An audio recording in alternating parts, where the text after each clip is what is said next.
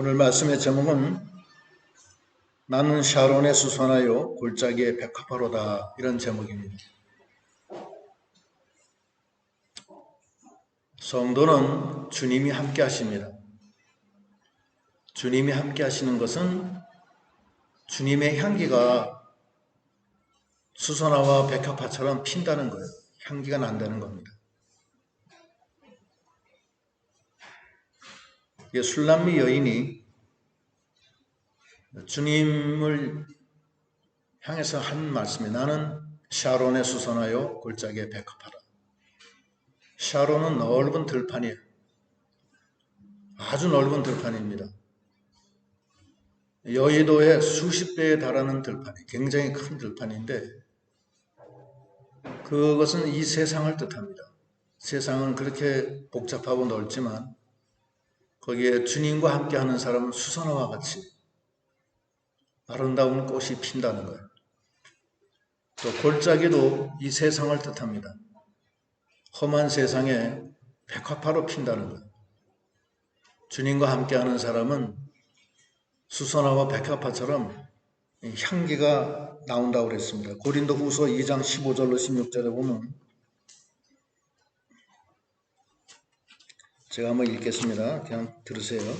고린도후서 2장 15절 우리는 구원받는 자들에게나 망하는 자들에게나 하나님 앞에서 그리스도의 향기니 이 사람에게는 사망으로부터 사망에 이르는 냄새요 저 사람에게는 생명으로부터 생명에 이르는 냄새라. 누가 이 일을 감당하리요?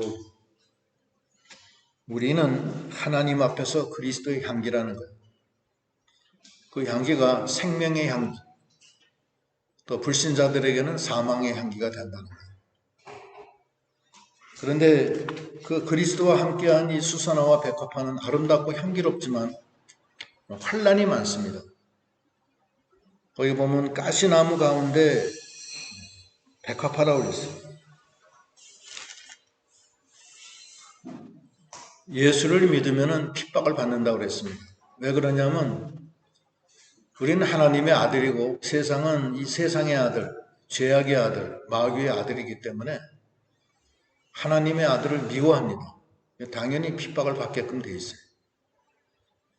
우리의 위치는 그리스도의 향기고 세상에서 샤론 들판에 수선하여 골짜기에 백합하고 가시밭 옆에 백합화예요. 고난이 많아요. 환란이 많아요. 그런데 예수님은 우리에게 사과나무가 된다고 그랬어요. 거기에 보면은 2절에 여자들 중에 내 사랑은 가시나무 가운데 백합화 같구나. 3절 남자들 중에 나의 사랑하는 자는 숲풀 가운데 사과나무 같구나. 내가 그 그늘에 앉아서 심히 기뻐하였고 내 그 열매는 내 입에 달았도다. 이 숲풀은 세상을 말하는 세상. 인생을 말하는 인생. 인생은 숲의 풀과 풀의 꽃과 같아서 가을이면 지고 겨울이면 다 없어지는 거예요. 이게 숲의 숲. 그 중에 예수님은 사과나무 같다는 거예요. 사과나무 같아서 그 그늘에 앉아서 심히 기뻐하였고 그 열매는 내 입에 달았도다. 이 세상에 예수를 만나면 숲속에서 사과나무를 만난 것과 같이 기쁘고 시원하고 그 열매가 달다는 거예요. 그뿐만 아니라 거기 예수님이 사과나무뿐만 아니라 거기 4절에 보면 그가 나를 인도하여 잔치집에 들어갔으니 그 사랑은 내 위에 깃발이로구나. 주님을 만나면 잔치집에 들어간 것 같다는 거예요. 기쁘고 즐겁다는 거예요. 구속의 은혜로 기쁘고 감사하고 주시는 그 은혜로 기쁘고 감사하다는 거예요. 잔치집은 생명과 평온과 기쁨이 넘치는 거예요. 잔치집은 또 변화의 역사가 있어요. 잔치집은 물을 포도주로 만드는 역사가 있어요. 예수님을 만나면은 그렇게 숲을 속에 사과나무를 만난 것과 같이 시원하고 달콤하고 평안을 얻게 되고, 두 번째는 잔치집에 들어간 것과 같이 기쁘고 즐겁고 변화의 역사가 있다. 세 번째는 주님을 만나면은 거기 보면은 5절에 너희는 건포도로 내 힘을 돋고 사과로 나를 시원하게 하라. 내가 사랑함으로 병이 났다. 건포도, 말씀으로, 건포도는 내 힘을 돋는 거예요. 사과를 줘서 시원하게 하고 주님을 사랑하게 되고, 건포도는 우리 단단한 식물인데 그 건포도를 먹음으로 우리 신앙이 결실을 맺고 자라난다는 거예요.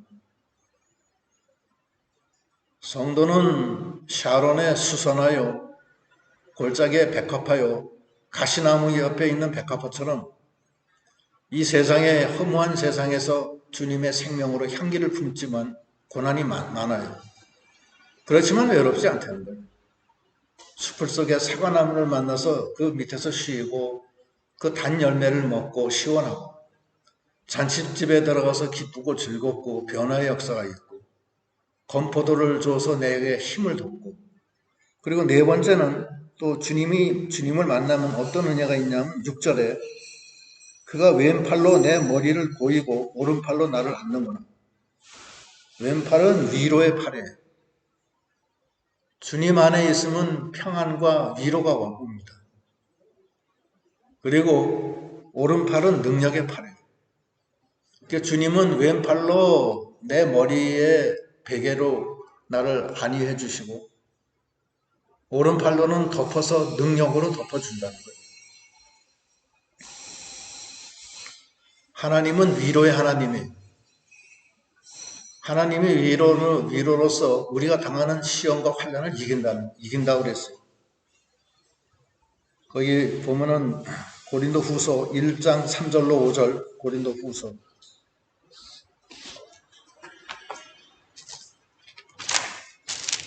1장 3절로 5절 보면은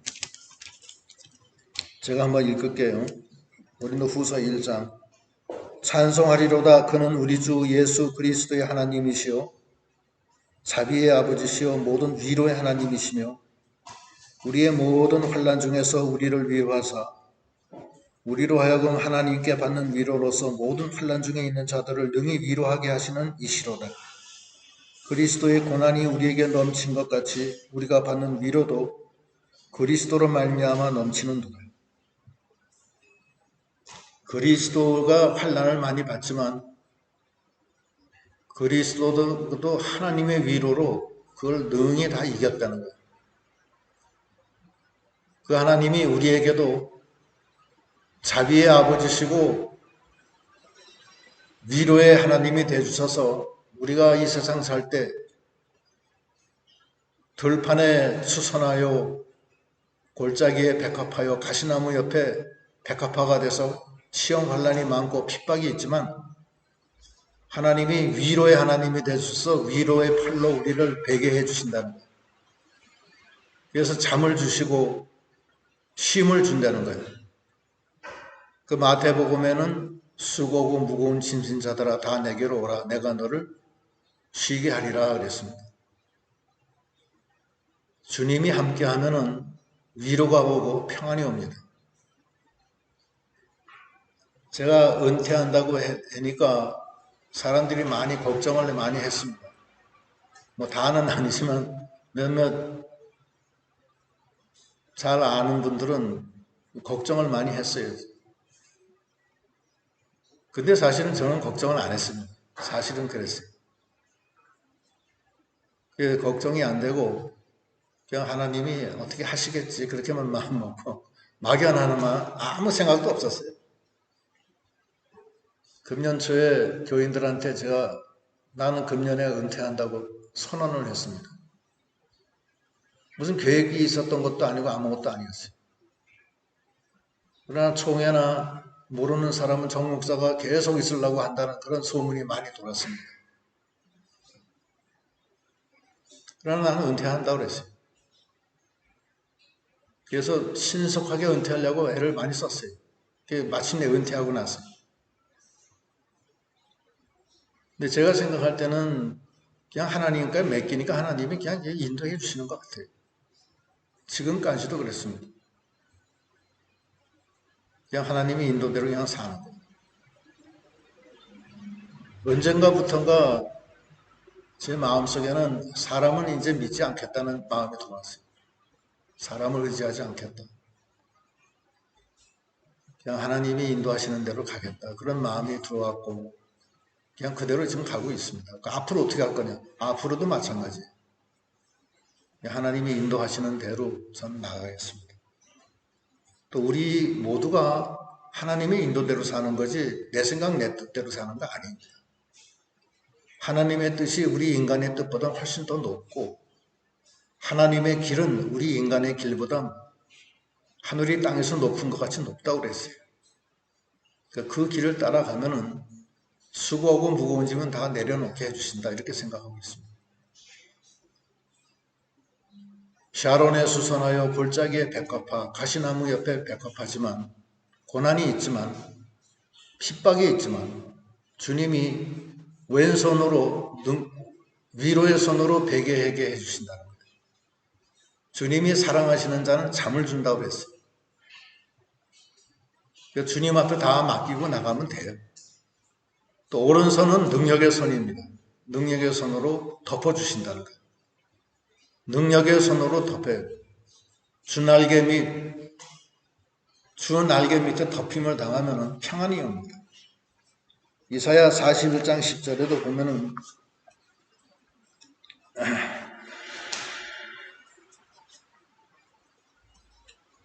제가 한번 읽을게요. 두려워 말라 내가 너와 함께함이니라. 놀라지 마라 내가 네 하나님이 됨이니라. 내가 너를 굳세게 하리라. 참으로 너를 도와주리라. 참으로 나의 의로운 오른손으로 너를 붙들리라. 하나님이 이사야 41장 10절에서 오른손으로 붙들어 준다고 했어요. 능력의 손이에요. 여기 다시 본문에 오면은 그가 왼팔로 내 머리를 고이고 오른팔로 나를 안는구나. 여러분 우리가 샤론에 수선하여 골짜기에 백합화로 주님의 은혜로 주님의 향기, 생명의 향기를 품기 때문에 세상 사람들이 핍박하고 세상 세력이 나를 업신여기고 고난을 주지만 주님은 나의 사과나무 되셔서 숲을 속의 사과나무, 주님은 나를 잔치집으로 날마다 인도해서 기쁨과 평안으로 함께 하시고 변화의 역사를 주시고 건포도로 나에게 힘을 도와주시고 왼팔로 내 머리에 보이고 오른팔로 나를 덮어서 능히 이 세상을 이기게 한다는 거예요. 그래서 이 술람미 여인이 뭐라고 그러냐면 7절에 예루살렘의 딸들아 내가 노루와 들사슴을 두고 너희에게 부탁한다. 내 사랑이 원하기 전에는 흔들지 말고 깨우지 말지어다. 예루살렘의 딸은 육신의 신자를 뜻해요. 육신의 신자. 영적인 신자가 아니에요. 근데 육신의 신자가 자꾸 흔들고 깨운다는 거예요. 신령한 그 술람미 여인이 신령한 세계에서 샤론에 수선하여 골짜기에 백합화로 환난 중에 있지만 술람미 여인은 마음속으로 기뻐요. 왜냐하면 하나님이 사과나무가 되어주시고 하나님이 잔치집으로 인도하시고 건포도로 힘을 돋고 왼팔로 위로해 주시고 오른팔로 능력의 손으로 덮어주기 때문에 아무 문제가 없어요. 근데 예루살렘의 딸들은 자꾸 야야야 너 그렇게 되면 되겠냐? 저도 그렇게 손해본다. 이렇게 해라 저렇게 해라 뭐 여러 소리 많아요. 그러니까 술람 여인이 예루살렘의 딸들아 부탁한다. 나를 흔들고 깨우지 마라. 나는 현재 이 상태가 좋다. 남들이 볼 때는 참 우습게 보일 줄 몰라도 나는 이게 좋다. 주님이 나의 사과나무 되어주시고 잔치집으로 인도하시고 건포도로 내 힘을 도와주시고 위로와 능력으로 함께 해주신다. 그렇게 그 술람미 여인은 주 안에서 기쁨으로 평안함으로 이 생명의 향기를 계속 품어내는 거예요. 예루살렘의 딸들은 자꾸 옆구리를 찔리면서 야야 그게 또 그렇게 믿어서 되겠냐? 그렇게 해서 자꾸 방해를 놓는다는 거예요. 날 깨우지 마라. 술람 여인은. 그러다가 술람 여인이 예수님을 잃어버려요. 잠깐 낮잠 자는 동안에 잃어버리게 돼요. 잃어버리니까 주님이 막 산을 넘고 고를 건너서 술람 여인이 잠자는 술람 여인을 깨우러 오시는 거예요. 거기 뒤에 보면 8절에 내 사랑하는 자의 목소리로구나. 보라, 그가 산에서 달리고 작은 산을 빨리 넘어오는구나. 내 사랑하는 자는 노루와도 같고 어린 사슴과도 같아서 우리 벽 뒤에 서서 창으로 들여다보며 창살 틈으로 엿보는구나. 우리가 벽 속에 갇혀서 주님을 잃어버렸어요. 잠깐 낮잠 잔 거예요. 믿음이 암만 좋은 신자도 잠깐 실족하는 경우가 많습니다. 아브라함도 실족도 했고 다윗도 실족하고 모세도 실족하고 다 한 번씩 했어요. 베드로도 실족하고 사도 바울도 실족 많이 했어요. 그게 인간의 연약성입니다. 그러면은 주님이 막 쫓아오는 거예요. 쫓아와서 딱 보니까 벽 속에 갇혀 있는 거예요. 그래서 벽 속에서 주님을 잃어버리고 벽에 갇혀. 그 벽이 뭐냐? 첫째 벽은 죄악이에요. 죄를 지면 주님과 담이 생깁니다. 그 이사야에서도 보면은 59장 1절로 2절 이사야 59장 제가 읽을게요. 59장 1절 2절 제가 읽을게요. 여호와의 손이 짧아 구원하지 못하심도 아니요 귀가 둔하여 듣지 못하심도 아니라 오직 너희 죄악이 너희와 너희 하나님 사이를 갈라놓았고 너희 죄가 그의 얼굴을 가리어서 너희에게서 듣지 않으시게 함이니라. 이는 너희 손이 피해 너희 손가락에 죄악에 더러워졌으며 너희 입술은 거짓을 말하며 너희 혀는 악독을 내밀어. 우리가 연약하기 때문에 죄를 지어요. 죄를 짓는데 죄를 지면은 주님을 잃어버리게 돼. 주님을 떠난 거예요, 사실. 다윗이 음행과 살인죄를 범할 때 그 순간에 주님을 떠나요. 나단 선지자한테 책망을 받고 크게 회개했을 때 다시 주님을 찾는 거예요. 주님도 이 제자들에게 무슨 말을 하냐면 너희들은 목욕을 했지만 손발은 날마다 닦으라. 왜냐하면 우리가 이 세상에 살면서 손발이 더러워지지 않을 수가 없어요. 연약하기 때문에 그런 거예요. 그때 주님의 피에 의지해서 주님 앞에 나아가 무릎을 꿇고 주님, 이렇게 제가 죄를 졌습니다. 용서하십시오. 죄송합니다. 정말 면목이 없습니다. 이렇게 나가면은 주님은 70번씩 7번도 용서해 주시는 주님이십니다. 간음한 여인이 잡혀 돌에 맞아 죽게 생겼을 때 주님이 그 돌을 치려고 하는 사람들에게 너희 중에 죄 없는 자가 돌을 쳐라 했을 때 그 순간에 모두 다 그 마음속에 성령의 감동으로 죄인인 것을 깨닫게 해주심으로 말미암아 다 떠나고 말고 예수님도 나도 너의 죄를 묻지 않겠다. 이렇게 해서 용서해 주시는 거예요. 주님은 우리를 구원하러 오시고 죄인을 불러서 죄를 용서해 주시기 위해서 오신 분이지 우리를 책망하러 오신 분이 아닙니다. 우리는 주님을 모시고 우리가 연약함을 주님의 피로 온전케 하는 우리 믿음이 다 되어야 되겠습니다. 그 벽이 있어요, 벽이. 그 벽이 있을 때는 주님 앞에 나아가 주님 이 벽을 허물어 주시옵소서. 주님의 십자가의 피로 무너뜨려 주시옵소서. 그것이 필요한 겁니다.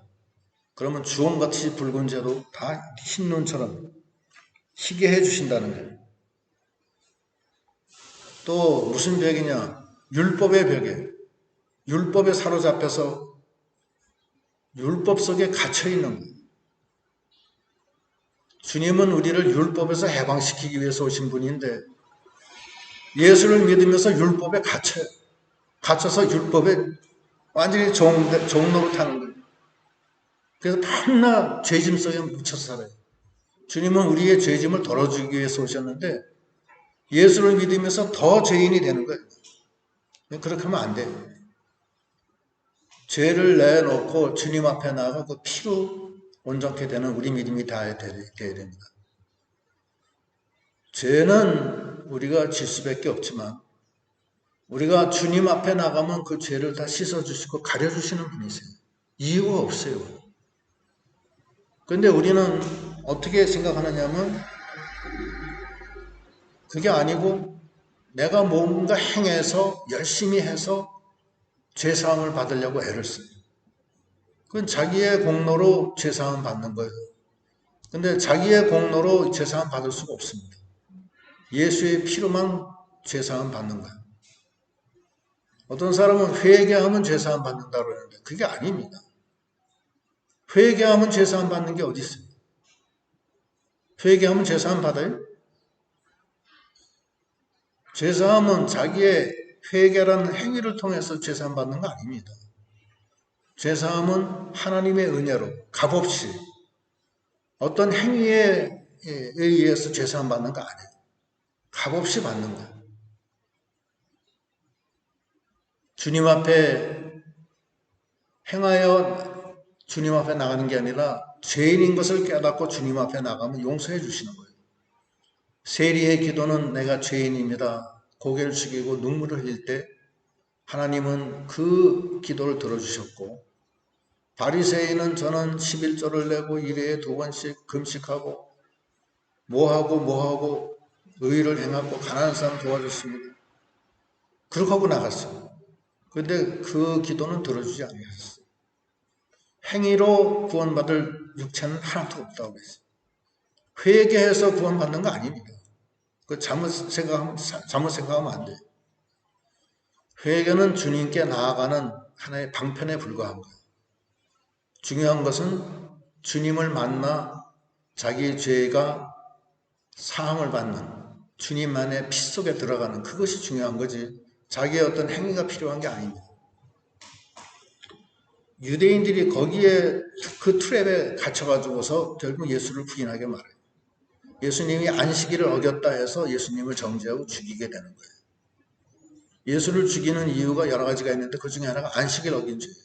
두 번째는 성전을 자기가 헐고 다시 짓겠다는 한 신성모독의 죄예요.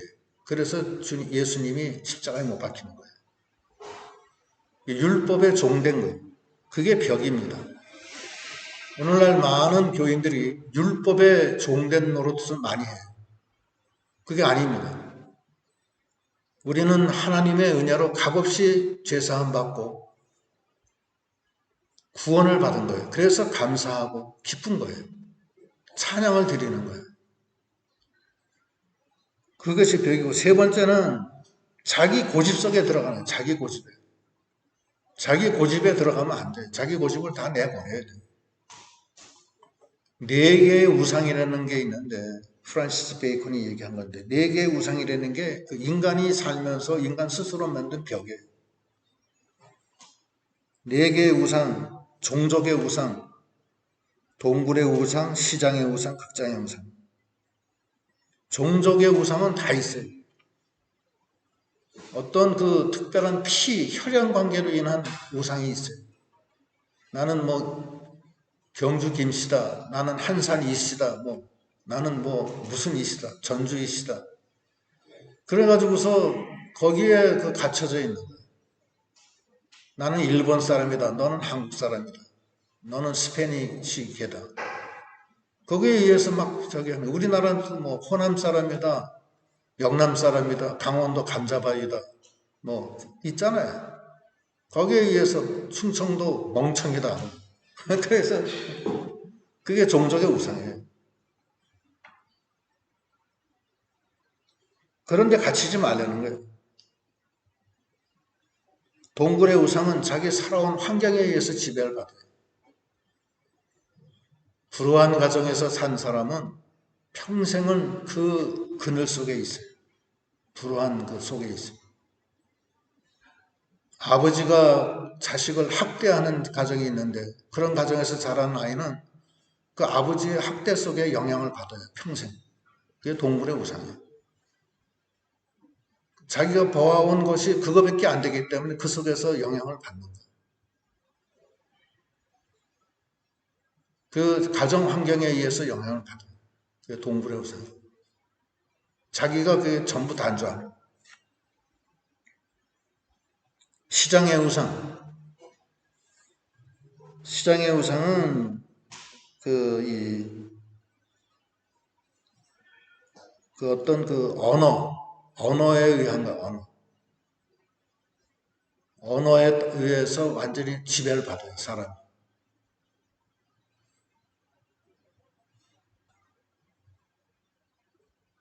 그 의사들은 말하는 게 의학 용어를 많이 써요.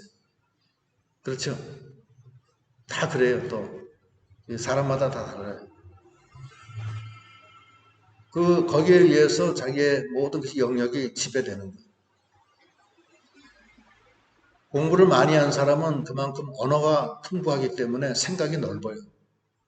공부를 조금 한 사람은 이 언어가 많지 않기 때문에 그 생각의 범위가 그 언어 속에 갇혀 있는 거예요. 그래서 더 넓질 못해요. 넓고 깊게 못 가요. 천체 물리학자들은 이 천국 우주에 대한 연구를 하기 때문에 이 세상이 그냥 그 천체에 연구한 데서 항상 생각해요. 그게 시장의 우상이에요. 극장의 우상은 어떤 권위나 어떤 학설, 그 극장에 들어가면은 거기에 의해서 지배받는 거예요. 그게 가령 예를 들어서 이북에 있는 사람들은 이북이라는 주체 사상의 극장 속에 들어가서 사는 거예요. 그래서 그 주체 사상에 의해서 막 그 흥분하고 막 거기서 눈물도 흘리고 거기서 반항도 하고 그러는 거예요. 또 중국 공산주의에 가면 또 공산당 거기에 의해서 또 움직이는 거. 다 달라요. 미국은 자유민주주의 속에서 살고. 다 다릅니다. 다. 그게 의해서 또 이 학파에 의해서 막 좌지우지돼요. 경제학파도 그 이 자유민주주의 경제학을 한 사람과 또 수정 자본주의 민주주의 케인즈 학파라든지 요즘 학파가 많아요. 그런 그 학파에 의해서 막 좌지우지돼요. 이 의사들도 보면요. 의사들은 그 의과대학 나온 것도 중요하지만 더 중요한 거는 어디서 이 인턴 레지던트를 했느냐. 그게 매우 중요해요. 인턴 1년 레지던트 3년인가 그렇거든요. 3년 동안 그 의사 밑에서 막 길이 그 고난 받으면서 그 의술을 배우는 거예요. 그러면 그쪽 사람이 되는 거예요. 학교가 중요한 게 아니라 그 누구한테서 배웠느냐 그게 중요해요. 일본에도 마찬가지. 일본도 누구한테 배웠느냐가 항상 중요해요. 그래서 그 계통이 있어요. 그것이 극장의 우상이에요. 인간들이 다 그런 벽 속에 갇혀져 있어요. 근데 예수 그리스도는 그 전체를 다 아우를 때 그 벽 속에 갇혀져 있으면 그리스도께 나가기가 어려워요. 그 벽 속에 갇혀 있는데 예수님이 오셔서 문을 두들기고 문을 열어라 하는 거예요. 술람 여인이 어떤 이유에서인지 몰라도 순간적으로 잠이 들어서 벽 속에 갇혀 있기 때문에 예수님이 오셔서 문을 두들기고 안 여니까 막 창문 틈으로 문 틈으로 손을 내밀어서 하고 그래요. 그 눈을 깨니까 예수님이 뭐라고 하냐면 4가지 말씀을 하세요. 첫째는 일어나서 함께 가자. 거기 18절 본문 8절에 보면 8절이 아니라 거기 10절 나의 사랑하는 자가 내게 말하여 이르기를 나의 사랑 나의 어여쁜 자야 일어나서 함께 가자. 겨울도 지나고 비도 그쳤고 지면에는 꽃이 피고 새가 노래할 때가 이르는데 비둘기의 소리가 우리 땅에 들리는구나. 무화과 나무에는 푸른 열매가 있고 포도나무는 꽃을 피워 향기를 토하는구나. 나의 사랑, 나의 어여쁜 자야, 일어나서 함께 가자. 주님이 동행하기를 원하시는 거예요. 나와 함께 가면은 지면에 꽃이 피고 새가 노래하고 비둘기 소리가 들리고 푸른 열매가 있고 포도나무에 꽃을 피워 향기를 토한다. 나의 사랑하는 자야, 일어나서 함께 가자. 주님과 함께 가면은 모든 문제가 다 해결되는 거예요. 벽 속에 갇혀져 있지 말고 주와 함께 가자는 거예요. 그게 첫 번째 얘기하신 거고, 두 번째는 기도하라는 소리를 해요. 거기 보면은 14절, 바위 틈 낭떠러지 은밀한 곳에 있는 나의 비둘기야, 내가 네 얼굴을 보게 하라. 네 소리를 듣게 하라. 네 소리는 부드럽고 네 얼굴은 아름답구나. 바위 틈 낭떠러지 은밀한 곳은 기도 처소를 얘기합니다. 그래서 하나님이 그 기도하는 그 얼굴을 보고 싶어 하고 기도하는 그 소리를 듣고 싶어 하시는 거예요. 마태복음 6장 6절에도 보면 무슨 말씀이 있냐면은 마태복음 6장 6절 제가 읽을게 그냥 들으세요. 너는 기도할 때 네 골방에 들어가 문을 닫고 은밀한 중에 계신 네 아버지께 기도하라. 은밀한 중에 보시는 네 아버지께서 갚으시리라. 은밀한 중에 기도하는 그 얼굴을 보고 싶어 하세요. 그리고 그 소리를 듣고 싶어 하세요. 기도하는 낭떠러지에서 기도하는 네 모습을 보고 싶어 한다. 두 번째 예수님이 얘기하시는 첫째는 나와 함께 가자. 두 번째는 낭떠러지 은밀한 곳에서 네 얼굴을 보게 하라. 네 소리를 듣게 하라. 기도 소리를 듣고 싶어 하는 거예요. 세 번째는 작은 여우를 잡으라. 거기 15절 우리를 위하여 여우 곧 포도원을 허는 작은 여우를 잡으라. 우리 포도원에 꽃이 피었습니다. 작은 여우를 잡으라는 거예요. 작은 여우는 내 속에 있는 부패성을 뜻해요. 내 속에 있는 욕심, 내 속에 있는 혈기, 내 속에 있는 인간적인 뒤돌아보는 거, 흘기는 거, 근심하는 거, 비판하는 거, 이런 모든 그 옛사람의 모든 그 하나님을 떠난 그런 옛사람의 생각들, 작은 여우예요. 시험하고 원망하고 우상숭배하는 거. 그 작은 여우를 잡으라는 거예요. 그 여우 때문에 안 된다는 거예요. 포도원을 다 헌다는 거예요, 여우가. 네 번째는 하나님께 속해라. 하나님께 속해라. 딴 데 가지 말고 16절 내 사랑하는 자는 내게 속하였고 나는 그에게 속하였구나. 그가 백합화 가운데 양떼를 먹이는구나. 내게 속해라. 하나님께 속해야지 왜 딴 데 엉뚱한 데 가서 벽 속에 들어가서 있느냐 혼자. 그게 뭐가 좋다고. 하나님께 속해서 그 벽에서 나와서 하나님과 함께 기도하는 그 얼굴을 보고 싶어 하시고 그 소리를 듣고 싶어 하시는 주님. 그리고 마지막에 17절 나의 사랑하는 자야 날이 저물고 그림자가 사라지기 전에 돌아와서 베데르산의 노루와 어린 사슴 같을지어다. 날이 저물고 그림자가 사라진다는 것은 석양의 해가 진다는 거예요. 해가 지면 그림자가 사라져요. 해가 있으면 그림자가 있죠. 네? 해가 지면 그림자가 어떻게 돼요? 없어져요. 네. 그러니까 아직 날이 있을 동안에 돌아와라. 더 늦기 전에. 깜깜해지면 그나마 오지도 못한다. 그래서 베데르산의 노루와 어린 사슴 같을지어다. 베데르산은 노루와 어린 사슴들이 막 낮에는 막 뛰어놀다가 저녁이 되면 베데르산으로 돌아와서 자기 집으로 들어간다는 거예요. 노루와 어린 사슴들이. 그와 같이 너도 날이 저물어 그림자가 없어지기 전에 빨리 돌아와서 노루와 어린 사슴같이 너의 아버지 품에 다시 돌아와라. 그거예요. 그래서 주님이 나에게 사과나무 되시고 잔치집의 깃발처럼 건포도로 내 힘을 돋아주시고 왼손으로 내 머리에 고이고 오른팔로 나를 덮어주시는 그 주님. 비록 우리가 샤론에 수선하여 골짜기의 백합화처럼 주님을 모시고 살면서 이 세상에서 아무 존재 없이 이름도 없이 들판에 수선화 같이 있지만 골짜기의 백합화처럼 주님의 향기를 품지만 골짜기 험한 골짜기에서 고난받고 가시나무 곁에서 많은 환난이 있지만 주님은 나의 사과나무시오 나를 잔치집으로 인도하시고 나를 건포도로 힘을 돋우시고 왼팔로 머리에 보이고 오른팔로 나를 덮어주시고 그러니까 빨리 돌아와서 주님과 같이 가자. 기도해라. 작은 여우를 잡으라. 그리고 베데르산의 노루와 어린 사슴처럼 다시 돌아와서 하나님 품에 안겨라. 이제 기도하시겠습니다.